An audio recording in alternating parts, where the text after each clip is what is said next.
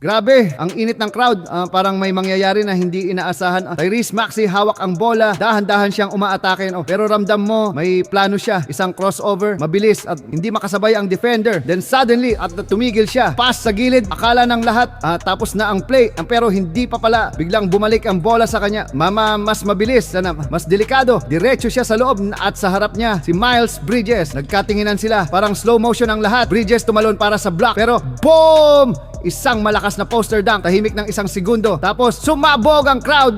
Sigawan, tawanan, gulat si Bridges na naiwan sa ilalim. Pero ang pinaka nakakagulat si Maxey. Pag landing niya, tiningnan niya si Bridges at ngumiti, hindi galit, hindi yabang. Parang sinasabi niya, laro lang bro. Mas lalong uminit ang arena. Pero hindi papayag si Bridges. Next play, agresibo siya, drive, contact, score. Palitan na sila ng init score, dikit na dikit. Oras tumatakbo, 10 segundo, 9, 8, lahat kinakabahan. Last possession, kalaban may bola. Tira na to para manalo. Tumalon siya, lahat huminto. Pero bigla may anino sa likod, Joel Embiid, perfect timing, tumalon, inabot ang bola, block, malakas, malinis, clutch, lumipad ang bola palabas at sumabog ulit ang crowd. Hindi makapaniwala ang lahat. Si Maxey na pasigaw, tumakbo papunta kay Embiid. Sa celebration, sigawan, saya at si Maxey nakangiti ulit ngayon. Mas confident, parang sinasabi. Tapos na final buzzer, panalo. At sa gabing yon na hindi lang dunk ang pinag-usapan, hindi lang block, kundi isang moment na viral sa buong mundo. Isang dunk ang nagpasabog ng crowd, isang ngiti ang nagpainit ng internet at isang block